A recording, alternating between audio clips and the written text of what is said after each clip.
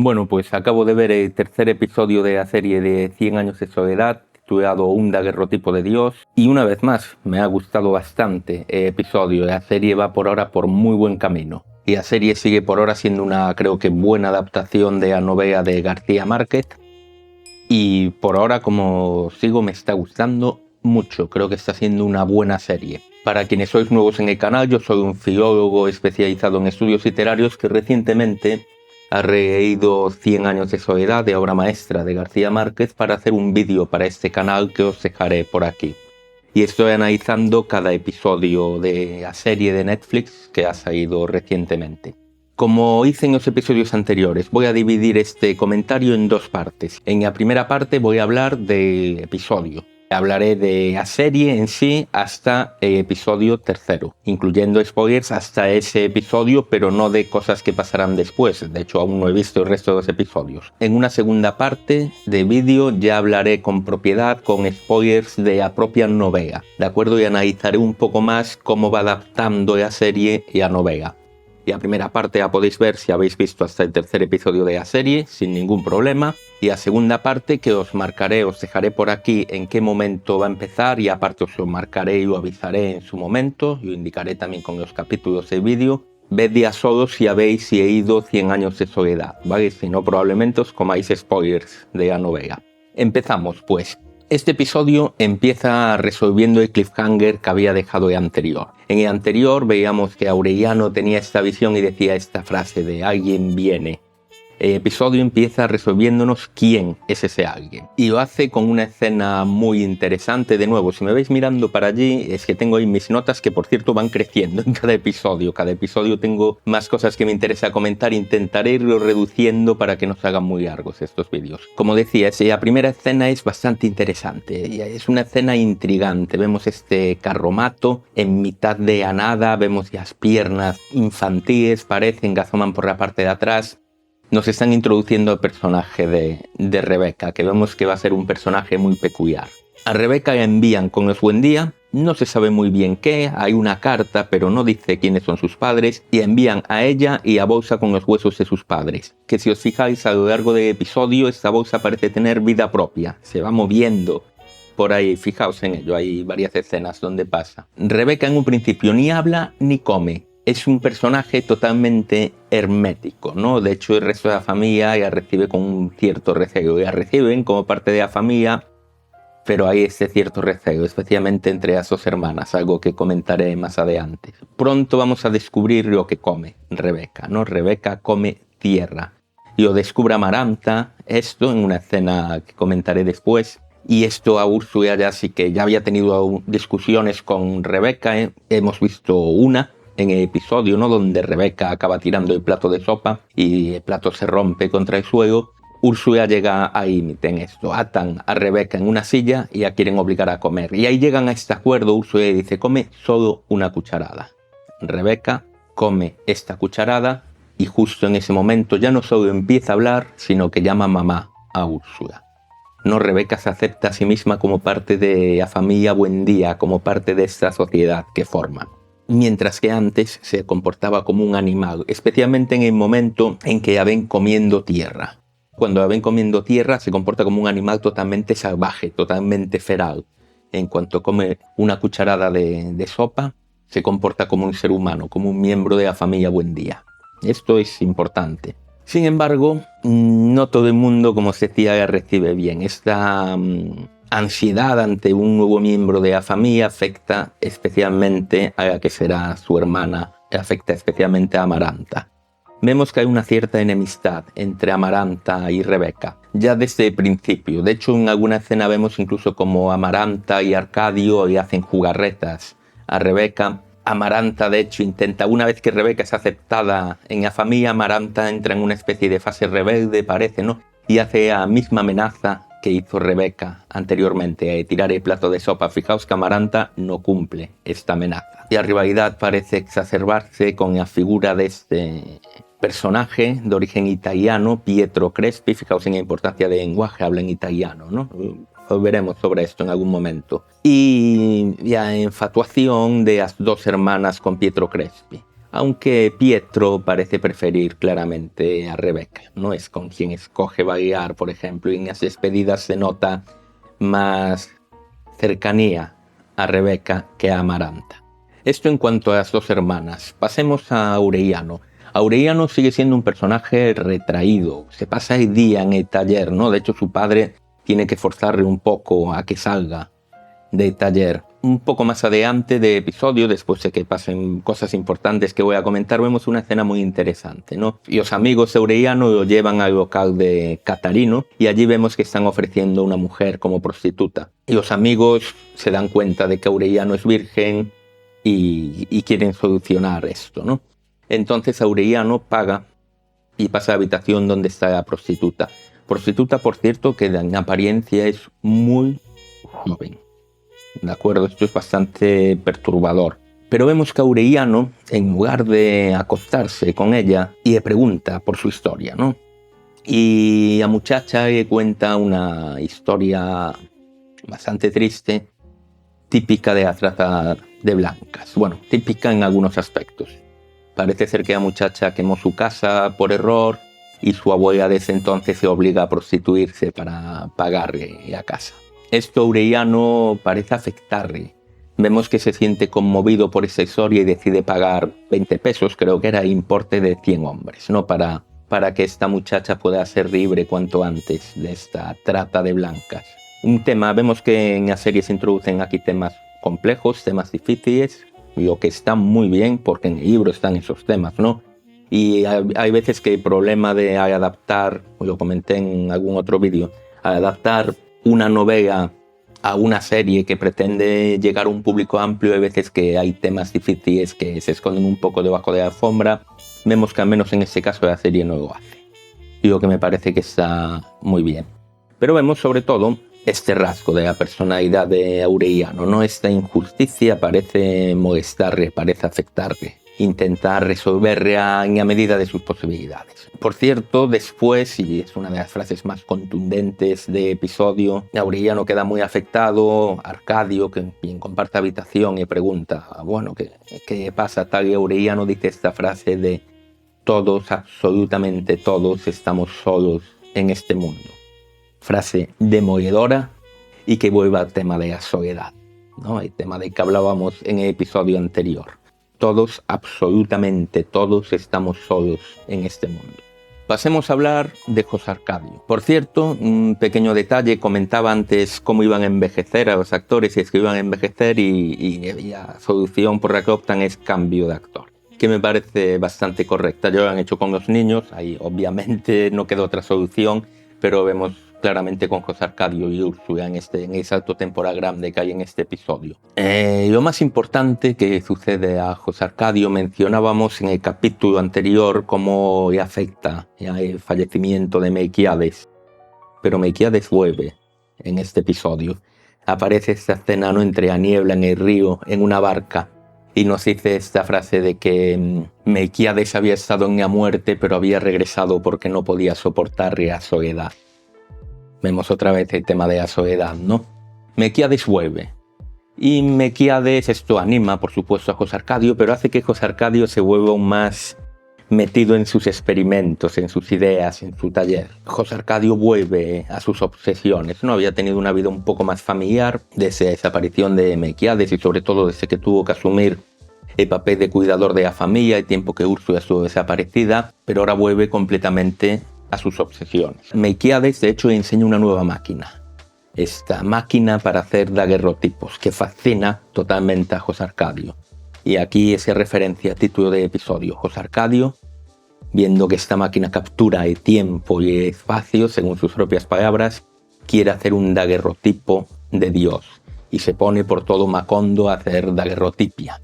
Sin éxito, por cierto. No logra encontrar a Dios en sus daguerrotipos. Luego, cuando Pietro Crespi instala la pianola, se obsesiona con la pianola. Vemos que una noche la desmonta por completo para ver cómo funciona, porque cree que Dios tiene que estar ahí, ¿no? Nos dice. Evidentemente ahí tampoco está Dios.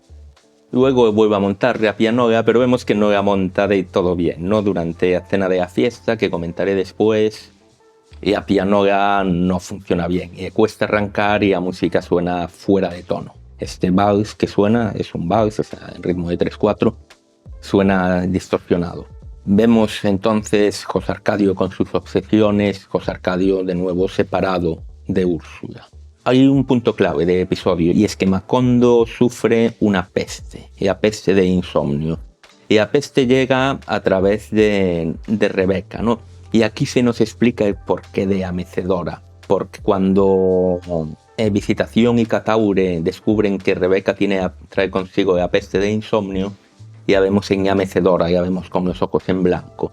Y ese es el porqué de la mecedora que se movía al final del episodio y de varias mecedoras que se mueven, si os fijáis, en este episodio, esta escena. Y la peste de insomnio es problemática, aunque José Arcadio al principio la ve como algo bueno. Dice, imagínate lo que vamos a hacer con todo este tiempo, ¿no? Y se ponen a renovar el pueblo por la noche, intentan aprovechar la noche. Pero vemos que pronto la cosa va a ir degenerando en un caos. Y la enfermedad va avanzando y hace que empiecen a olvidar cosas. Primero olvidan el nombre de las cosas, entonces a Aureliano se le ocurre esa idea de poner carteles con los nombres. Luego olvidan la función de las cosas, entonces lo tienen que escribir. Por último, se olvidan a sí mismos, ¿no? Y es esta escena en que José Arcadio olvida a Prudencio Guiar. Por cierto, aquí vemos también un cartel en una de las escenas donde se ve el caos en que se empieza a sumergir Macondo. Uno de los carteles que ponen es para recordar el nombre del pueblo. Y fijaos no todos los carteles son el nombre de la cosa y su función. Fijaos en cómo es este cartel. Macondo, Dios existe. Es decir, es como si la función de Macondo fuera decirnos que Dios, este Dios a quien José Arcadio Buendía no logra encontrar en ninguno de sus daguerrotipos, y la función de Macondo fuera recordarnos que Dios existe. Curioso, interesante eso. Y esto me va a servir un poco para empezar a hablar de temas un poco más técnicos del episodio. Porque en este episodio hay unos planos secuencia espectaculares. Ya lo comenté en los anteriores episodios, especialmente en el segundo. Pero en este, el nivel de edición y el nivel de dirección está al máximo, ¿no? Con estos planos secuencia.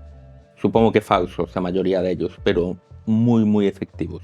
Vemos uno casi al principio del episodio con la familia en su casa, ¿no? La cámara va atravesando el jardín y vemos a cada uno haciendo sus cosas, y donde vemos muy bien la personalidad de cada miembro de la familia Buendía. Luego vemos también, relacionado con la peste de insomnio de varios, vemos el caos que se desata en la casa de los Buendía con la peste de insomnio, ¿no? Vemos José Arcadio persiguiendo gallinas, Aureliano que sigue trabajando en su taller como si nada.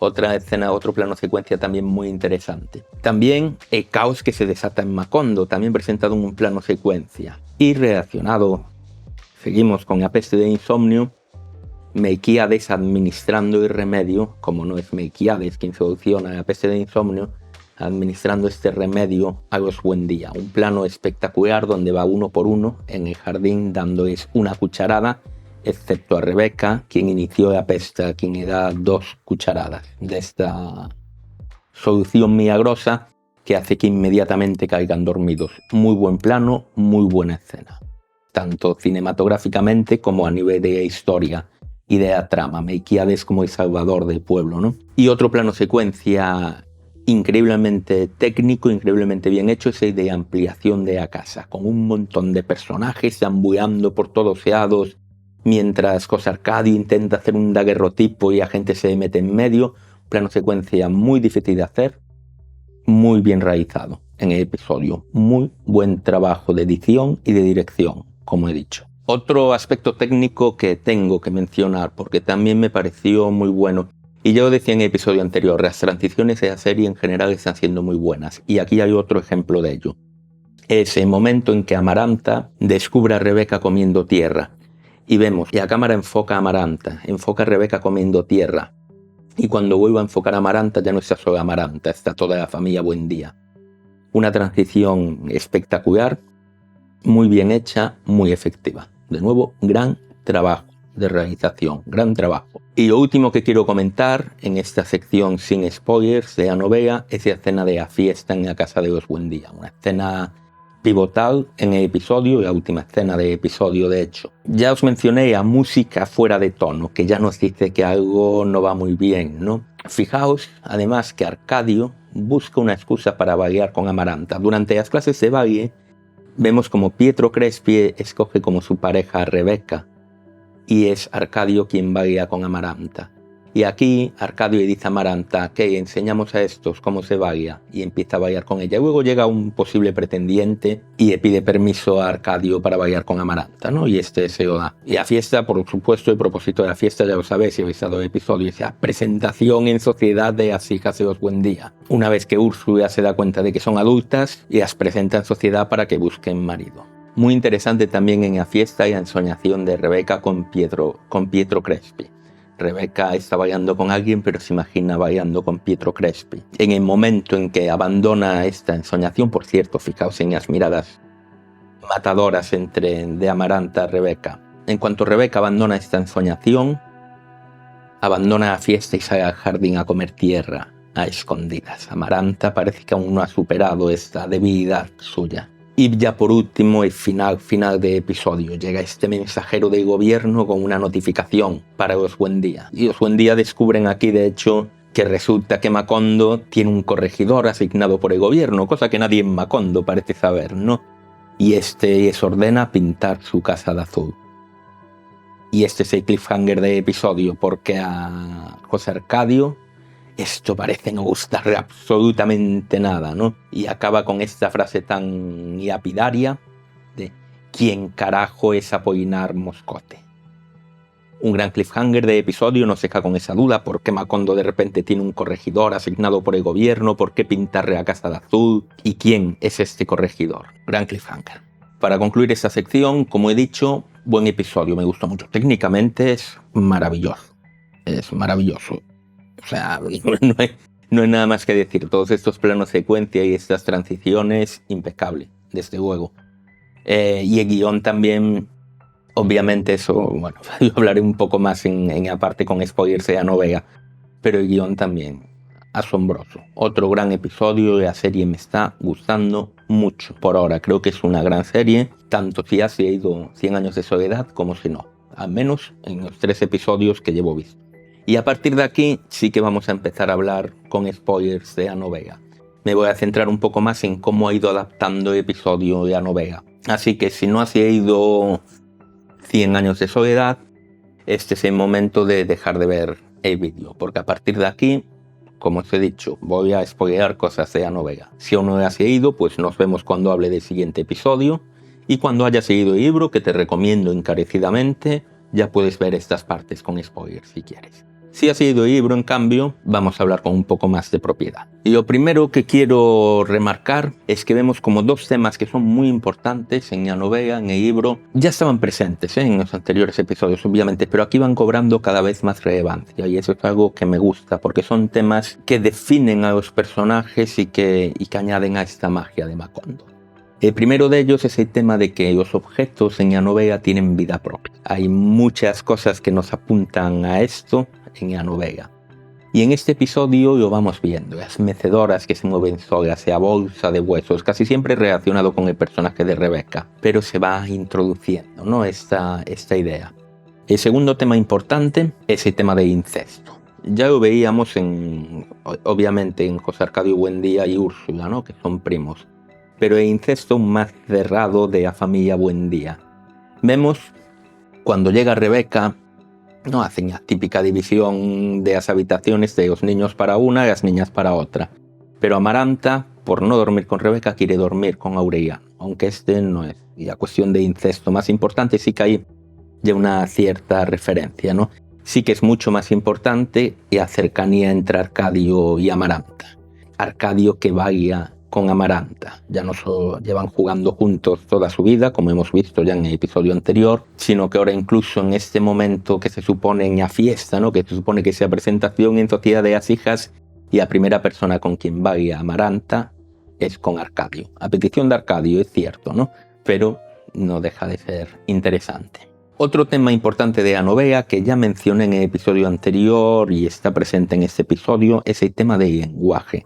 El lenguaje como elemento separador entre personajes. Vemos, yo comentaba un poco antes, ¿no? Pietro Crespi hablando italiano con solo alguna frase suelta. en español. Personaje de Pietro Crespi, muy interesante, muy bien adaptado. Me gustó cómo lo adaptaron por ahora. Pero vemos también otro detalle importante, es que se nos revela que Úrsula no habla Wayuunaki, y hay lengua de Visitación y Cataure, y hay lengua en la que hablan muchas veces Arcadio y Amaranta. No, así se va convirtiendo en un lenguaje secreto entre ellos que Úrsula no puede entender. Separación entre los personajes y la soledad de los personajes, ¿no? Y el lenguaje como barrera, que es un tema que está presente en la novela también. Pensad en las notas de Melquiades, que por primera vez vemos en este episodio, por cierto. Pensad en estas notas, ¿no? Nadie de la familia las puede entender hasta que se logra descifrar. El lenguaje actúa como un elemento de separación, de distancia, hasta que con mucho esfuerzo alguien logra descifrar, alguien logra hablarlo. Vemos, muy importante en el episodio, el inicio de la rivalidad entre Amaranta y Rebeca. Creo que está muy bien llevado el episodio. Esas miradas de Amaranta hacia Rebeca son matadoras, son muy reveladoras, ¿no? Así es como se lleva lo escrito al audiovisual, con una buena actuación, por ejemplo, ¿no? Como es este caso, esas miradas matadoras. Mérito también de la dirección, de episodio, no lo niego, pero muy bien por parte de los actores aquí. Igual que sucedía en el episodio anterior, tenemos varias escenas idénticas en la novela. La escena de Aureliano con la prostituta, con la historia de la prostituta, ¿no? Todo esto es idéntico en la novela, si no recuerdo mal. Y como decía en la sección anterior, me alegro de que sea así, me alegro de que estos temas más difíciles no se tapen debajo de la alfombra. Como os había dicho, era uno de mis miedos. Veremos aún cómo va a ser Remedios Moscote. Y veremos la relación entre Aureliano y Remedio. Como os digo, es uno de mis grandes miedos en esta adaptación. José Arcadio. Fijaos, José Arcadio le dice a Úrsula, cuando Úrsula dice que está preocupada por Pietro Crespi y sus hijas, José Arcadio le dice a Úrsula que Pietro Crespi es, y dice una palabra que no voy a decir aquí porque es una palabra que suele ser derogatoria, dice que es homosexual. Esto está sacado tal cual de la novela, y esto me gusta que se mantenga esto porque es una palabra derogatoria que han mantenido, pero es una palabra que está en la novela. En la época, probablemente, y aparte dicha por alguien como José Arcadio, probablemente no tenga un sentido derogatorio. Esa es mi opinión, al menos, pero hoy en día claramente lo es y por eso prefiero evitar en un vídeo de YouTube, al menos. ¿Cómo va progresando la PC de Insomnio? Está muy conseguido, es muy similar a la novela. Esta idea de que la realidad es capturada con las palabras. Hablábamos antes del lenguaje como elemento separador, pero el lenguaje también puede capturar la realidad. Esta dualidad de lenguaje que está presente, de hecho la frase, ¿no?, de que la realidad es capturada con las palabras, creo que se pronuncia en el episodio, si no recuerdo mal, pero lo vemos claramente. Me parece muy buena forma de adaptar esta idea tan importante en 100 años de soledad. Otra cuestión importante de la novela es la circularidad, ese tiempo, ¿no? Es la circularidad de esta espiral que aquí creo que está muy bien llevado también. Vemos una nueva referencia de pasada, como os he dicho ya, que me gusta, al fusilamiento de coronel Aureliano Buendía, pero me ha gustado más y me ha parecido más interesante, por ejemplo, un paralelismo que hay, ¿no? Úrsula, si recordáis en el episodio anterior, veía a José Arcadio hijo desnudo y ahí se dio cuenta de que José Arcadio hijo ya era un hombre, ¿no? Se dio cuenta de que estaba muy bien dotado. Aquí Úrsula ve a sus hijas, a Amaranta y a su hija adoptada, a Rebeca, desnudas y se da cuenta de que ya son mujeres y hay que presentarlas en sociedad y buscar un marido. Este paralelismo creo que está muy bien llevado y el paralelismo ya es una cuestión retórica que veréis que tiene cierta lógica también en la literatura, ¿no? El paralelismo nos remite a lo circular porque es una repetición. Luego, otra transición interesante que preferí reservar para esta sección. Vemos el Ouroboros, que se acaba transformando en la ente de la cámara de daguerrotipos. No sé si las máquinas de daguerrotipos tenían ente, pero bueno, como mínimo en el foco, ¿no? En el agujero por el que entra la luz. Una transición muy buena que nos remite, ¿no? El Ouroboros es el carácter circular, el círculo del tiempo, y la cámara de daguerrotipos captura el tiempo. Me parece un símbolo muy interesante, otra transición muy, muy bien hecha. En general, de nuevo, sigo bastante contento con cómo están haciendo el trabajo de adaptación de la novela. Desde luego creo que están haciendo un gran trabajo. Sé que hay mucha gente y en los comentarios algunos me decís que estáis en contra de toda adaptación de la novela. Hay que entender que son dos cosas distintas. Es decir, que se adapte una novela, siempre hay ese tipo de debates. No minusvalora la novela. 100 años de soledad sigue estando aquí, y si no te gusta la adaptación o te parece que la adaptación es un insulto a la literatura o lo que sea, sigues teniendo la novela para disfrutarla. Y adaptación de una obra cuando está bien hecha, claro, cuando no. Por eso es importante analizar las adaptaciones para ver si están bien o mal hechas, que es otra cosa que se me ha echado un poco en cara en algunos comentarios, ¿no? Que no se debería ver la adaptación con el libro en la mano. Oiga, es una adaptación, yo conozco el libro, evidentemente ya voy a ver teniendo en cuenta el libro, no me puedo olvidar del libro, ¿no? Aquí no hay peste de olvido, como sucede en Macondo. Y esto que venía, ya ha entrado en un derrotero por el que no pensaba ir hoy. Es importante analizar estas adaptaciones para ver si son buenas adaptaciones, porque una buena adaptación añade a la novela. ¿Por qué? Porque acerca a lectores a la novela. Creo que todos estaremos de acuerdo en que cuanto más gente lea 100 años de soledad, mejor. No, porque todos estaréis de acuerdo conmigo, supongo, y si no me lo decís en los comentarios, siempre educadamente, por favor. Supongo que todos estaréis de acuerdo conmigo en que esta es una gran novela, una novela que todo el mundo debería leer. Y adaptación va a acercar a gente a novelas. No tengo datos de ventas, obviamente, pero estoy seguro de que desde que ha salido adaptación se han vendido más copias de la novela, ya incluso desde que se anunció, porque es lo que suele pasar siempre. Entonces, por favor, no os cerréis en banda las adaptaciones. Y si una adaptación está bien hecha, además creo que hay que aplaudirla. Y en el caso de esta serie me está gustando como producto cinematográfico en sí mismo, como serie de televisión en sí misma y como adaptación de la novela. Y eso es un mérito muy difícil. Veremos si continúa así en el episodio 4, que comentaré con vosotros en breve. Nos vemos entonces.